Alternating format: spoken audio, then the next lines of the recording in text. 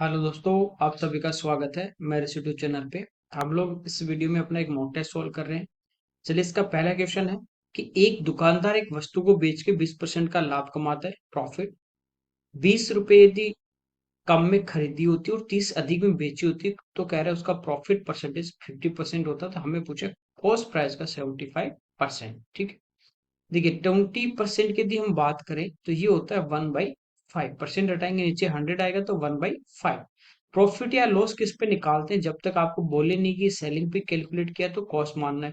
तो 5 हमारा क्रय मूल्य है और 1 का इसको प्रॉफिट होगा। तो क्रय मूल्य 5 है तो सेलिंग प्राइस यहाँ से एस पे हमारा कितना हो जाएगा? 6। इस रेशो में कुछ भी आप ले सकते हैं। ठीक है, तो 5x हमारा है कॉस्ट प्राइस और 6x हमारा है सेलिंग प्राइस। अब कह रहा है 20 कम में खरीदी होती तो नया जो सेलिंग कॉस्ट प्राइस होगा 5x - 20। सेलिंग की बात करें तो 30 अधिक में बेचेगा तो ये होगा 6x + 30। ये नए वाले हमारे आगे क्रय मूल्य और विक्रय मूल्य। तो कह रहा है 50% का प्रॉफिट होता है। 50% होता है 1/2 और प्रॉफिट हो रहा है तो किस पे होगा? कॉस्ट पे। तो 1 का प्रॉफिट, ये प्रॉफिट। तो कॉस्ट प्राइस कितना होगा? अब नया वाला 2 होगा और 1 का लाभ होगा तो बेचेगा कितना? 2 और 1 3 में। तो अब इनका रेशियो होगा नए वाले सीपी और एसपी का 2:3 का। बस यहां से इनको क्रॉस मल्टीप्लाई करना है।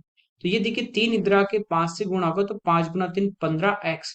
और ये 6 इधर आके 2 से गुणा होगा तो 12x। तो इसका मतलब ये लेफ्ट में आएगा और 15 में से 12 गए तो बचेंगे कितने? 3x बराबर। ये माइनस के 60 और इधर 30 दूनी 60। ठीक है, तो ये माइनस के 60 आगे आगे राइट साइड में प्लस होंगे 60 में तो ये हो जाएगा 120।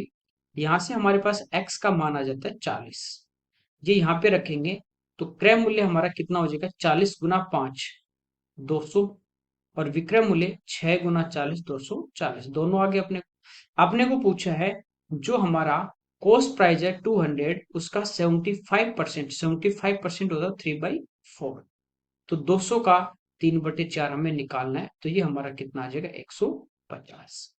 अगला देखिए, कह रहा है ए और बी एक काम को 20 और 30 डेज में कंप्लीट कर रहे हैं। ए और बी की जो एफिशिएंसी है एक साथ, ठीक है, कंबाइंड एफिशिएंसी की बात कर रहा है। सी से कार्य क्षमता से सी 20% अधिक एफिशिएंट है। इन दोनों की एफिशिएंसी सी जो है वो 20% ज्यादा एफिशिएंट है। देखिए ए एक काम को कर रहा है 20 दिन में और बी कर रहा है 30 दिन में। ये हमारे पास यहाँ पे टाइम का रेशियो है। यदि हमें एफिशिएंसी का रेशियो निकालना है तो वो होता है किसका? टाइम का उल्टा। तो इन दोनों की जो एफिशिएंसी है वो हमारे पास आ गई 3 और 2 के रेशियो में। तो इनकी कंबाइंड एफिशिएंसी 3 + 2 कितनी हो जाएगी? ए प्लस बी की एफिशिएंसी 5। तो कह रहे हैं सी की एफिशिएंसी इससे 20% दोनों से ज्यादा है। 20% यानी 1/5। तो इसका 1/5 निकालोगे तो कितना आएगा? एक ज्यादा आएगा। 5 से 1 ज्यादा कितना? 6। तो सी की जो एफिशिएंसी होगी वो कितनी होगी? 6 होगी। तो कह रहे हैं सी उस काम को कितने दिन में कर सकता है। ठीक है, अब देखिए जिसकी भी कार्य क्षमता है उसके टाइम से इंटू करोगे टोटल वर्क आ जाता है। तो इसकी कार्य क्षमता 3 है यानी एक दिन में 3 यूनिट करेगा और 20 दिन में काम करता है तो 20 × 3 करेंगे 60। 60 टोटल वर्क आ गया। सी एक दिन में 6 यूनिट करेगा तो 60 करने में कितना टाइम लगेगा? 10 दिन। अगला देखिए, यहाँ पे देखिए हमें इसको सिंप्लीफाई करना है। तो सबसे पहले देखिए ऊपर यदि अपन बात करें यहाँ पे 2 की जो पावर यहाँ पे दी है वो 1999 और यहाँ पे 1996 है। तो कम से कम जो पावर है ना उसको हम बाहर ले लेंगे कॉमन। तो 2 की जो पावर है वो आ जाएगा 1996, ये बाहर आ जाएगी। तो 1999 में से 96 आपने बाहर ले ली तो यहाँ पे बचा 2 का और प्लस यहाँ से सब कुछ बाहर आ गया तो बचा 1 अपॉन। नीचे देखिए 2 की पावर ये कॉमन आ जाएगी 1995। तो यहाँ हमारे पास बचेगा 2 का क्यूब और -1। ठीक है, बेस सेम है और यदि डिवीजन में हो पावर, ठीक है, डिवीजन में हो तो वो पावर ऊपर जाके क्या होगी? माइनस में होगी। तो 1996 से 95 माइनस हो जाएंगे तो ऊपर बचेगा 2 की पावर 1 यानी 2 इंटू 2 का क्यूब 8 और +1 9 अपॉन 2 का क्यूब 8 -1 यानी 7। तो आंसर आ जाएगा 18/7। अगला देखिए, ax² + by + cz और by² = x + cz इस टाइप से दिया है, सिमेट्री चल रही है यहाँ पे। हमें इसका मान पूछा, आप एक को सोल्व कर लीजिए आपको आइडिया लग जाएगा। सिमेट्री में बस हमेशा आप एक टर्म सोल्व कर लीजिए, बाकी उसी के अकॉर्डिंग आएंगी। तो यहाँ पे देखिए x है और यहाँ हमारे पास एक्स स्क्वायर है, जैसे यहाँ पे y है, यहाँ पे वाई स्क्वायर है, यहाँ पे जेड स्क्वायर है, यहाँ जेड है। तो हम यदि इसको x से इंटू कर दें तो ये होगा एक्स स्क्वायर, ठीक है। और इधर यदि 1 को x से इंटू करेंगे तो ये x होगा। तो जिससे अपन ने नीचे इंटू किया उसी से अपन ऊपर इंटू कर दिया तो ऊपर भी x आ जाएगा, ठीक है। अब देखिए एक्स स्क्वायर का जो मान है ये क्या होगा, B Y plus C Z, और अपोन में क्या आ जाएगा यहाँ पे ए, ये ए जो है इंटू में इधर आ जाएगा। बस ये वैल्यू पुट करते हैं तो एक्स अपॉन एक्स स्क्वायर की जगह रख देंगे B Y plus C Z upon और प्लस का एक्स। अब देखिए ए एलसीएम आ जाएगा, जो पलट के ऊपर आ जाएगा तो ऊपर तो हो जाएगा कितना ए एक्स, नीचे देखिए B Y plus C Z और ए इधर इंटू होगा तो ये हो जाएगा कितना एक्स, ठीक है। सेम देखिए नीचे A X plus B Y plus C Z, इन तीनों का सम आ रहा है। ऐसे जब यहाँ पे सोल्व करेंगे तो नीचे सभी में सेम आएगा तो ये एलसीएम होगा।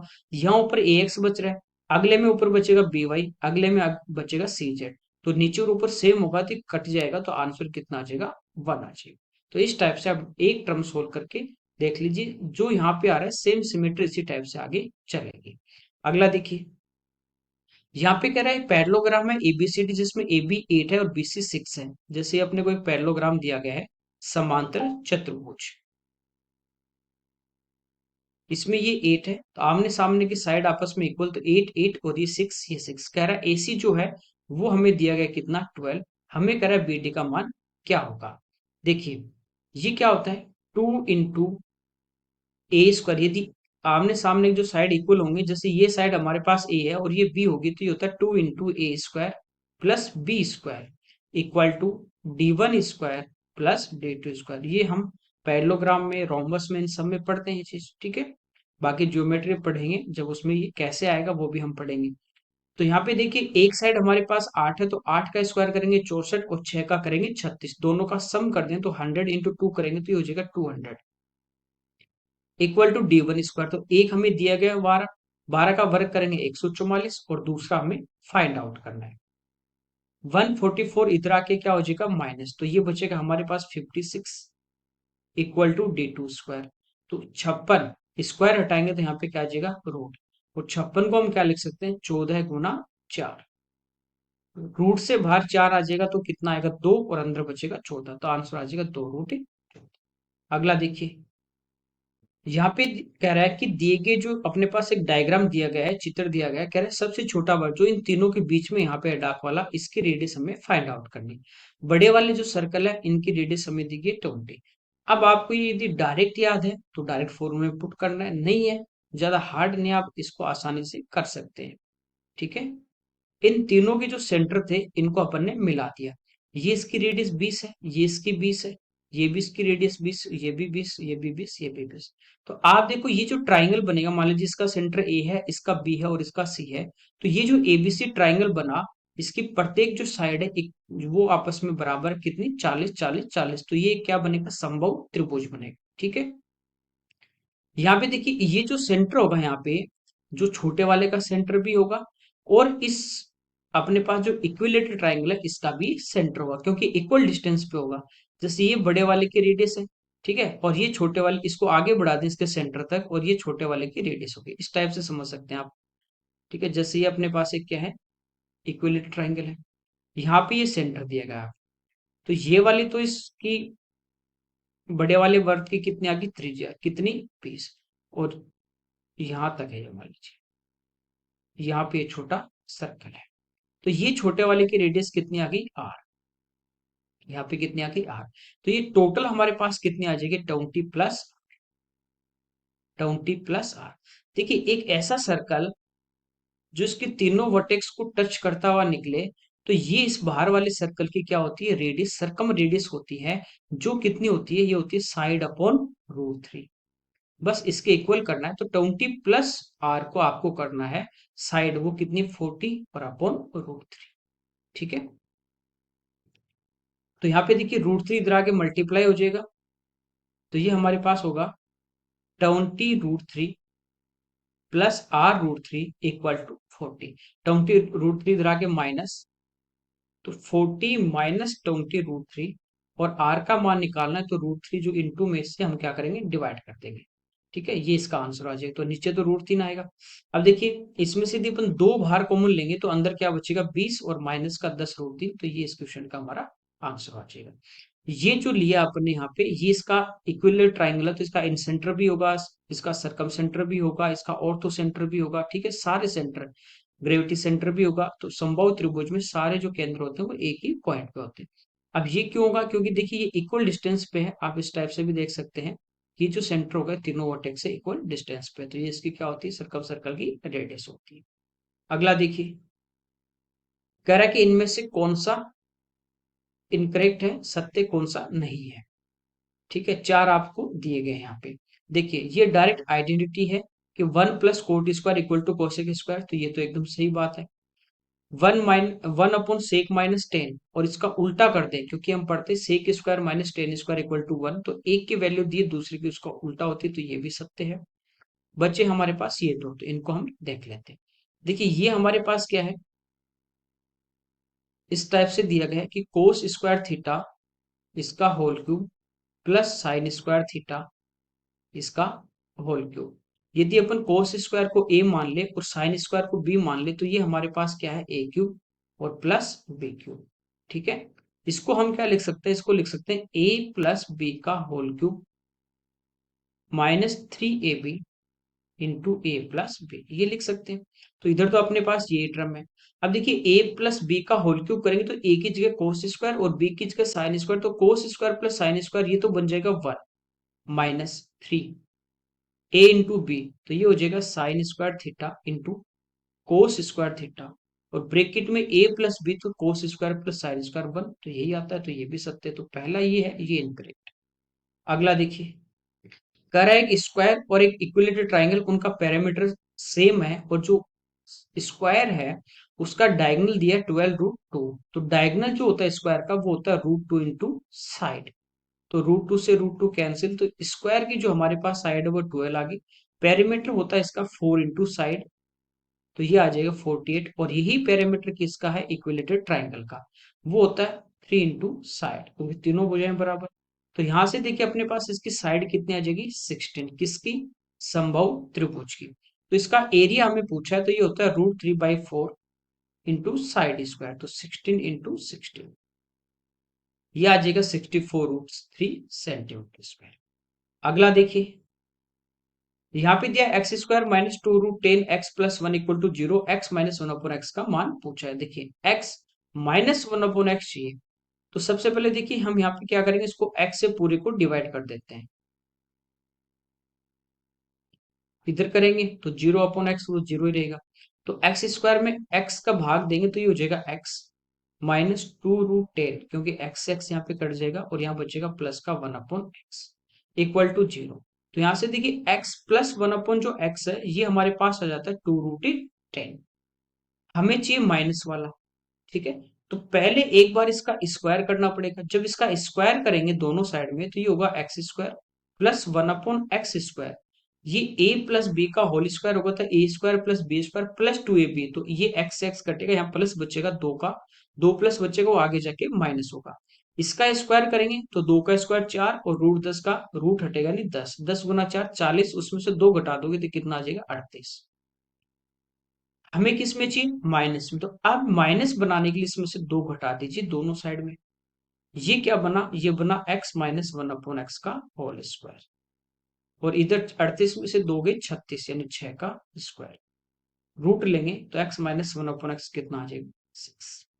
अगला देखिए, करेक्ट चेयर है उसका कॉस्ट प्राइस और एक टेबल के कॉस्ट प्राइस से 25% कम है। 25% बोले तो 1/4।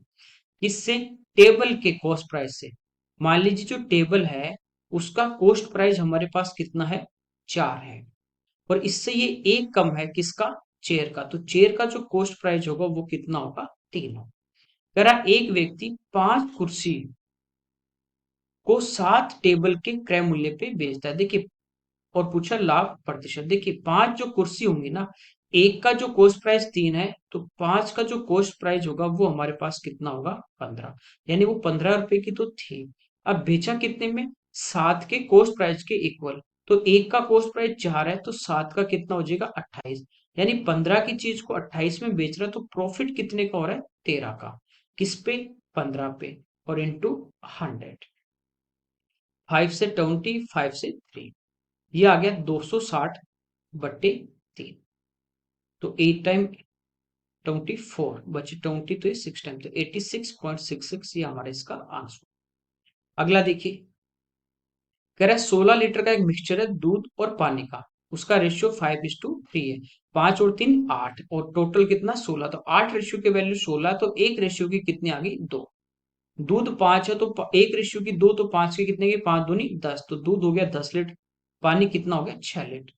कह रहे हैं इस मिक्सचर में 4 लीटर दूध और मिला दें, तो +4 कर दीजिए। तो ये कितना हो जाएगा 14, और वाटर कितना है वो तो सेम रहेगा 6। तो जो मिक्सचर होगा उसमें दूध और पानी का अनुपात, तो ये हो जाएगा 2 से कैंसिल 7 टाइम, और ये 3 टाइम, तो 7:3।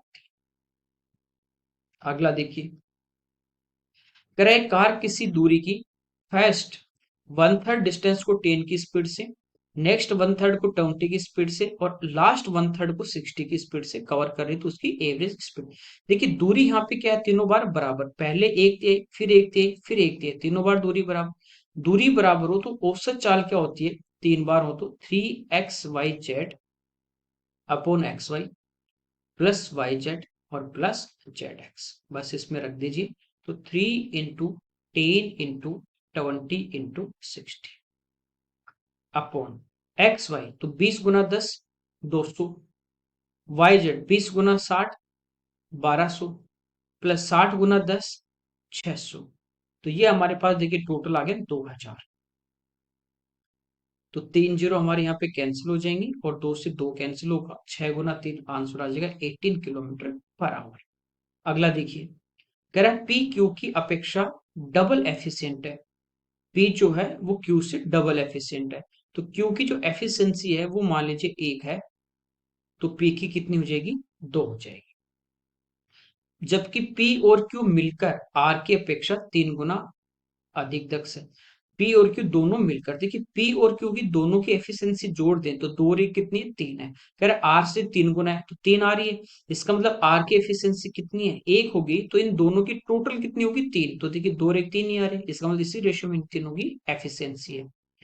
कह रहा है पी क्यू आर मिलकर एक काम को करते हैं, तो इनकी जो इनकम होगी वो किस रेशियो में बटेगी, इनकम हमेशा एफिशिएंसी के रेशियो में डिवाइड होती है, तो ये बटेगी 2:1:1। अगला देखिए, यहाँ पे कह रहा है 4 सेंटीमीटर त्रिज्या वाला एक बेलनाकार बर्तन है, ठीक है, सिलेंड्रिकल वेसल अपने को दिया गया, 4 सेंटीमीटर रेडियस है। इसमें कह रहा है 3 सेंटीमीटर रेडियस का एक जो स्पेयर है ठोस सॉलिड, वो उसमें डुबो दिया गया है। तो वो कह रहा है पूरी तरह, जब तक वो पूरी तरह से डूब ना जाए, कंप्लीट वो डूब ना जाए, तो बर्तन में पानी का स्तर कितना बढ़ेगा। जैसे देखिए, जब अपन एक जो अपने पास शेप हो और उसको मेल्ट करके अपन दूसरी शेप बनाते हैं, तो दोनों का वॉल्यूम हमेशा क्या होता है इक्वल होता है। ऐसे ही किसी एक शेप में दूसरा अपन डाल देंगे, तो उसका वॉल्यूम उतना ही बढ़ेगा जितना वो डाल रहे हैं उसका वॉल्यूम है। जैसे मान लीजिए इसमें यहां तक पानी था, ठीक है, कुछ इसकी हाइट तक इसमें क्या था पानी था। अब इसमें एक स्पेयर डाल दिया इस टाइप से, ये स्पेयर डाल दिया, तो इस स्पेयर के डालने से क्या होगा, जैसे मान लीजिए पहले यहां तक पानी था और अब पानी आ गया यहां तक, यूं मान लीजिए, तो ये हाइट तक क्या हुआ बढ़ा है। तो आप ये देखोगे इतनी हाइट तक पानी बढ़ा है, तो ये भी अपने पास एक क्या है सिलेंडर तो बन रहा है इतनी हाइट का। तो ये वॉल्यूम जो सिलेंडर का बढ़ा है ना, वो कितना बढ़ा है जितना उस गोले का वॉल्यूम है, ठीक है। तो स्पेयर का वॉल्यूम होता है 4/3 पाई r क्यूब, तो r यहाँ पे है 3, ये वॉल्यूम इक्वल होगा सिलेंडर का, ये होता है पाई r², तो रेडियस तो 4 है, और हाइट हमें यहाँ पे निकालनी कितनी हाइट तक वो बढ़ा है। तो पाई से पाई यहाँ पे देखिए कैंसिल हो जाएगा, 4 से 4, 3 से 3, ये आ गया 9, और बट्टे में आ जाएगा 4, तो 9/4 ये हमारा इसका आंसर आ जाएगा 2.25 सेंटीमीटर। अगला देखिए, एबीसी का एक ट्राइंगल है, बी पे वो राइट एंगल है। ये हमें एक ट्राइंगल दिया गया है ए बी सी। कह रहा है ए बी और बी सी जो साइड है परपेंडिकुलर और बेस, इनका जो रेशियो वो है 3:4, ये 3 है ये 4 है, तो इसका हाइपोटेनस का रेशियो जो इनके कॉरस्पॉन्डिंग आएगा वो आएगा 5। पूछा sine A plus sine B plus sine C का मान क्या होगा, तो ए यानी ये एंगल लेंगे, तो साइन ए, तो इसके सामने परपेंडिकुलर होगा 4 और हाइपोटेनियस होगा 5, प्लस साइन बी मतलब ये एंगल लेंगे, तो ये कितना है 90 डिग्री, और साइन 90 कितना होता है 5, प्लस साइन सी, तो ये एंगल लेंगे, तो इसके सामने वाला जो भी एंगल लेते हैं उसके सामने वाला परपेंडिकुलर और 90 के सामने वाला हाइपोटेनियस, तो लंब कितना है 3 और कर्ण कितना है 5, एलसीएम हमारा आ जाएगा 5, तो ये तो 4 प्लस 5 और प्लस 3, ये आ जाएगा 12/5 इसका आंसर। ओके, अगला देखिए, टेबल दिए, कह रहा है 3 प्रकार के यहाँ पे बिस्किट है, ग्लूकोज, क्रीम क्रैकर और नमकीन बिस्किट, 93 से लेके 97 तक ये यहाँ पे इनका प्रोडक्शन दिया गया 1000 में कि 5 साल का, ठीक है, तीनों टाइप के बिस्किट का। कह रहा है 93, 95, 97, 93, 5, 7, इनमें इनके अंदर जो क्रीम क्रैकर बिस्किट जो बन रहे हैं उनका जो प्रोडक्शन हो रहा है उनका टोटल, तो इनका टोटल कर लेते हैं। क्रीम क्रैकर बीच वाले 12.5, 27.5, तो 28 और प्लस 12, 40 और 30, 70, ये आगे 70,000। और कह रहा है 94 और 96 में उसी प्रकार का यानी क्रीम क्रैकर बिस्किट, इनके बीच में डिफरेंस पूछा है, तो 94 ये है 25 और 96 ये है 20, तो ये हो गया 45, तो इनके बीच का जो डिफरेंस है वो हमारा आ रहा है कितना 25, 1000 में पूछा तो ये होगा 25,000। ठीक, अगला देखिए, यहाँ पे कह रहा है 3 प्रकार के बिस्किट का टोटल प्रोडक्शन किस साल कम था, तो 93 की बात करें, ये 93 है, यहाँ पे देखिए 30 प्लस 12.5 और प्लस 22.5, तो 22, और ये हो जाएगा 13, 35 और 30, 65, तो 93 में तो हमारा आ रहा है 65। 97 की बात करें, यहाँ पे देखिए 30 प्लस 27, 57 और प्लस 22, तो ये तो ज्यादा आ रहा है। 96 की बात करें तो 25 और 30, 55 और प्लस 20, 75, ये भी ज्यादा आ रहा है। 95, तो देखिए 27 और 23 और प्लस 35, ये भी ज्यादा, तो ये हमारा इसका आंसर आ जाएगा। अगला देखिए, करेक्ट, ग्लूकोज बिस्किट का प्रोडक्शन जो है वो उस वर्ष में बिस्किट के कुल उत्पादन का अनुपात अधिकतम, यानी ग्लूकोज बिस्किट और उस साल में जो टोटल बिस्किट का प्रोडक्शन है उनके बीच का जो रेशियो जो है वो कह रहा है मैक्सिमम किस साल में है। ठीक है, 93 की बात करें तो देखिए ग्लूकोज बिस्किट यहाँ पे कितने हैं 30, और टोटल की यहाँ पे बात करें तो ये हमारे पास 65, तो ये रेशियो आ जाता है। ठीक है, 5 से कैंसिल करेंगे 6 टाइम, 5 से करेंगे 13 टाइम, तो 6/13। 94 की बात करें तो ग्लूकोज बिस्किट कितना है 30 है, और टोटल की यदि बात करें हम तो ये हमारे पास है 40, 30, 75, तो यहाँ पे देखिए ये रेशियो कितना आ जाता है 5 से 6 बार, 5 से 15 बार। इसके बाद देखिए 94 आ गया, 93 आ गया, 96 की बात करें तो यहाँ पे है ये ग्लूकोज बिस्किट 25 और टोटल यहाँ पे है 75, तो ये आ जाता है 5/15। फोर्थ यहाँ पे दिया 97, तो इनको प्लस कर लेते हैं, ये तो अपने पास 22.5 अपॉन टोटल देखिए ये 27 और ये 23, 50, 30, 80, पॉइंट हटाएंगे नीचे 0, 25 से 9 टाइम, 25 से 32, ये आ गया हमारा 9/, तो ये हमारे पास इन चारों का रेशियो है। हमें पूछा इन चारों में से अधिकतम जो है वो कौन सा होगा, तो या तो आप इनको डिवाइड करके देख सकते हो या आप इनको क्रॉस मल्टीप्लाई करके देख सकते हो। ठीक है, तो यहाँ पे देखिए इनको क्रॉस मल्टीप्लाई करें तो 15 × 6 90 और 13 × 6 78, तो सबसे अधिकतम, तो ये तो अपना छोटा आ रहा है इसको छोड़ दो, फिर बड़े की बात करें 15 × 6 90, 13 × 5 65, ये भी छोटा आ रहा है इसको छोड़ दो, फिर पहले और लास्ट को कंपेयर करेंगे तो 13 × 9 117 और 32 × 6, तो ये देखिए ये सबसे बड़ा आ रहा है, तो 6/13, तो ये हमारा था पहले वाला कौन सा था 93, तो ये इस क्वेश्चन का आंसर होगा। अगला देखिए, यहाँ पे देखिए 40 स्टूडेंट की एक क्लास है जिसमें 45% गर्ल्स है और रिमेनिंग जो है वो लड़के हैं। देखिए 45, तो लड़के कितने होंगे 55%। रेशियो की बात करें तो 5 से 9 टाइम और 5 से 11 टाइम ये रेशियो होगा। टोटल 9 और 11 20, और टोटल संख्या में कितने 40, तो 40 20 का वैल्यू हमें दी गई है, तो एक का वैल्यू 2 है, तो यहाँ पे देखिए 9 का कितना आ जाएगा 18। नहीं, लड़की कितनी है 18 और लड़के कितने हैं 22।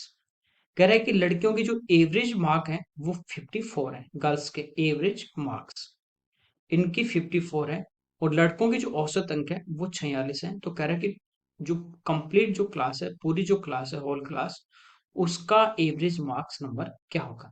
तो आप क्या करना है, इन दोनों को मल्टीप्लाई, फिर इन दोनों को मल्टीप्लाई, फिर ऐड करोगे और फिर उसको 40 से डिवाइड करोगे, या आप अपने मन से कोई भी नंबर ले लीजिए जो आप एवरेज मानना चाहते हैं। हम मान लेते हैं कि हमारा जो औसत जो है ना पूरी क्लास का वो 46 है, ठीक है। तो क्या इन 22 का तो एवरेज 46 ही आ रहा है, लेकिन यहाँ पे देखिए एवरेज हमने 46 लिया है और ये 54 है, कितना ज्यादा है 8। और यहाँ पे कितनी गर्ल्स है, एवरेज का मतलब सभी में इक्वल बांटना, तो 8 8 सभी में ज्यादा होगा, तो 18 गुना 8 ये हो गया 144। तो ये हमारा जो एवरेज लिया था उससे 144 टोटल ज्यादा आ रहा है, और टोटल नंबर कितने हैं 40, तो ये 40 से डिवाइड कर देंगे, ठीक है। 4 से डिवाइड करते हैं तो 36, और नीचे जीरो है तो एक पे पॉइंट, यानी जो एवरेज लिया है उससे हमारा जो एवरेज है वो 3.6 ज्यादा आएगा, तो इसमें 3.6 आप ऐड कर देते हो तो ये आएगा 49.6। इस टाइप से आप इसको वर्बली कर सकते हैं। अगला देखिए, यहाँ पे कह रहे हैं कि जब एक वस्तु की कीमत 25% कम कर दी गई तो उसकी बिक्री x% बढ़ गई। तो कह रहे हैं कि उसकी जो इनकम थी वो 20% बढ़ गई, तो x का मान क्या होगा। देखिए बेसिक से देखते हैं। जैसे मान लीजिए प्राइस जो थी, पहले जो प्राइस थी वो थी 100 रुपए, नई जो प्राइस होगी ना न्यू प्राइस वो 25% कम हो जाएगी, तो कितनी हो जाएगी 75।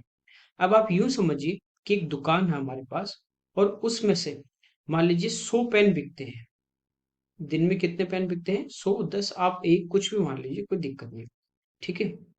100 पेन बिकते हैं, एक पेन की कीमत 100 है, और 100 ही यहाँ पे क्वांटिटी हमारे पास है कि 100 ही पेन बिकते हैं, तो टोटल जो इनकम होगी ना शॉप के अंदर वो 100 गुना 100 यानी कितने रुपए के पेन बिकेंगे, वो बिकेंगे 10,000 के, ठीक है यहाँ तक।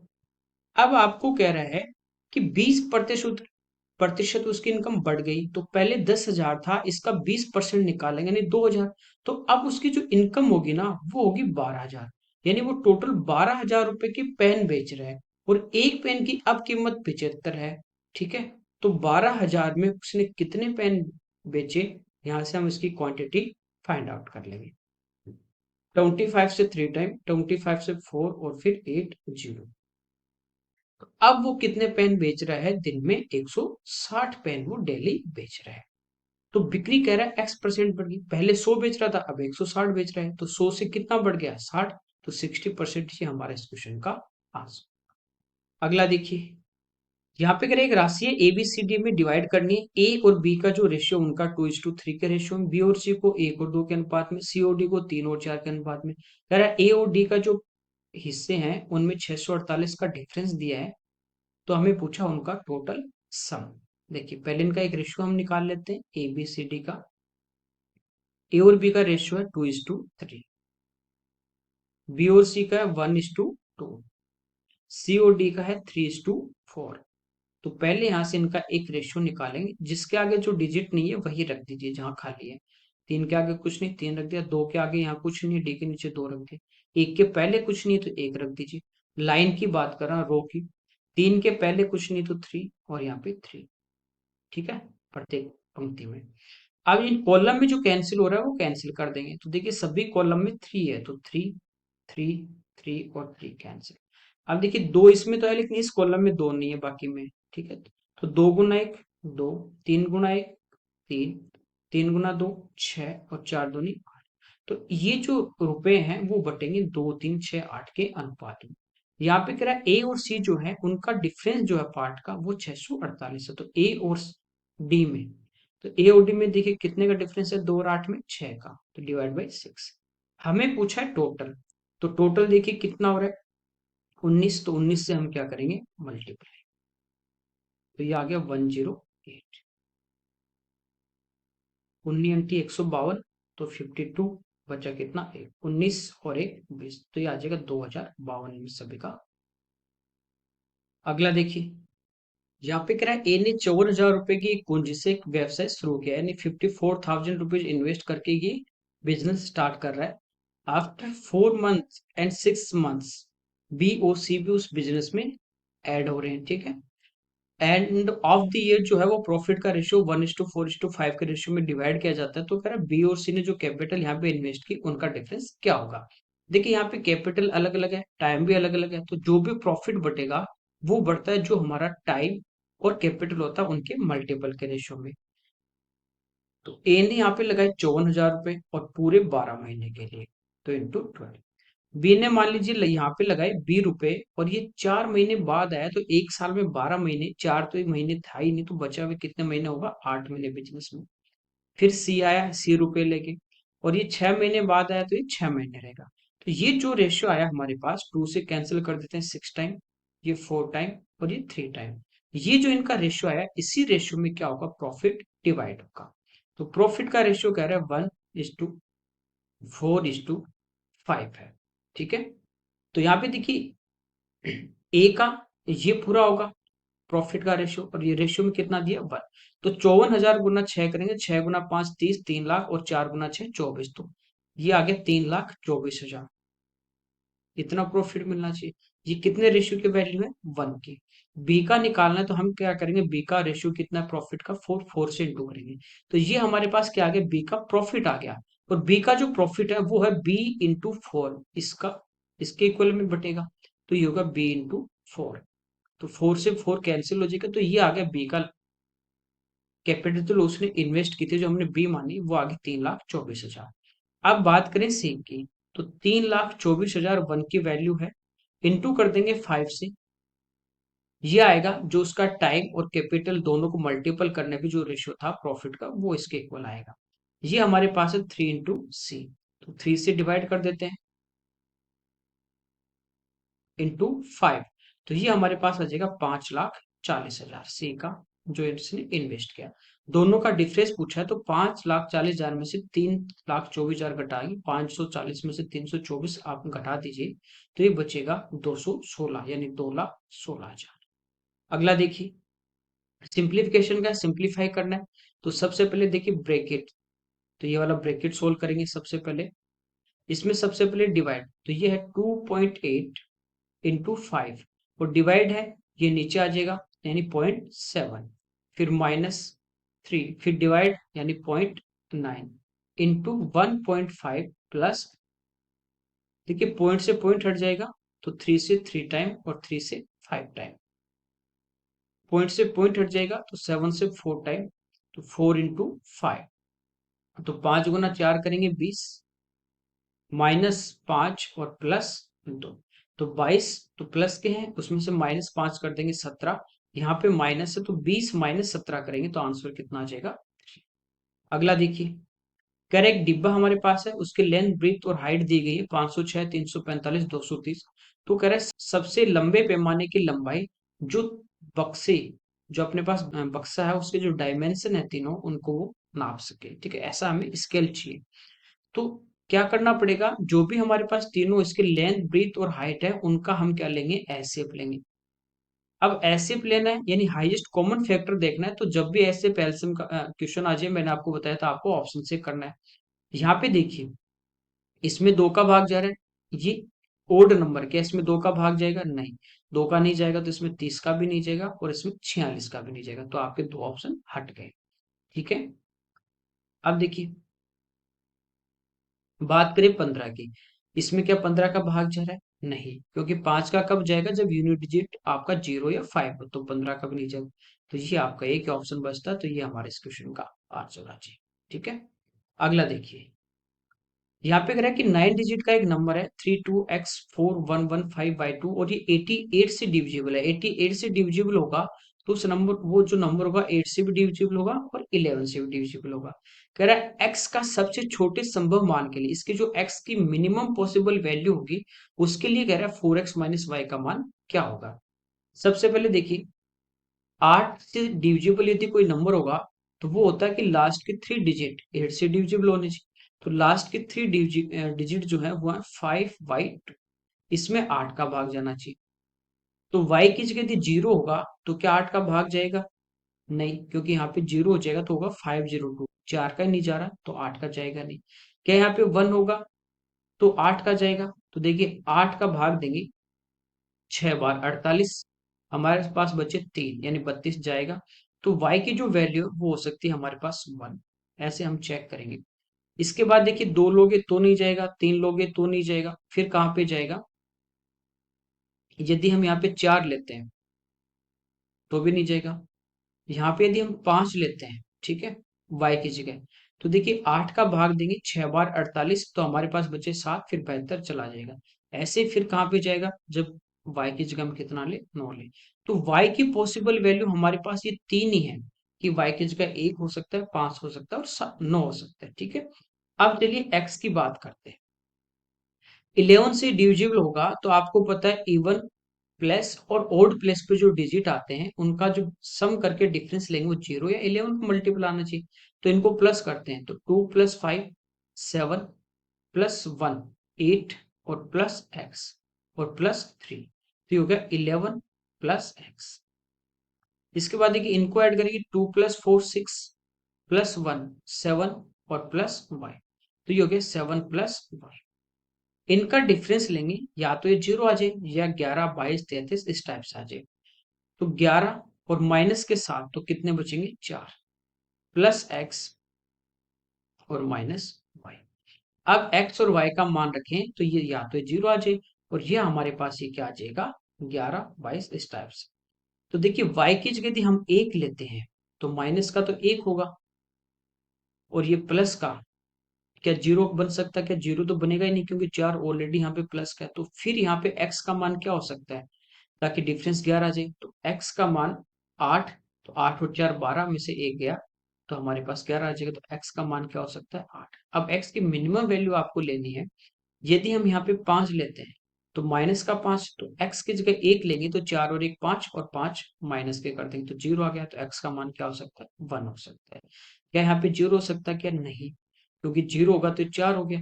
तो यहाँ पे देखिए y की कोई भी वैल्यू सेटिस्फाई नहीं करती, तो x की मिनिमम वैल्यू क्या होगी? 1 होगी, ठीक है। और x की जब मिनिमम वैल्यू 1 होगी तो y की वैल्यू कितनी होगी? 5। बस ये रखना है। तो x की जगह 1 रखेंगे तो ये तो हो जाएगा 4 और माइनस 5, तो आंसर कितना आ जाएगा? माइनस का 1। अगला देखिए।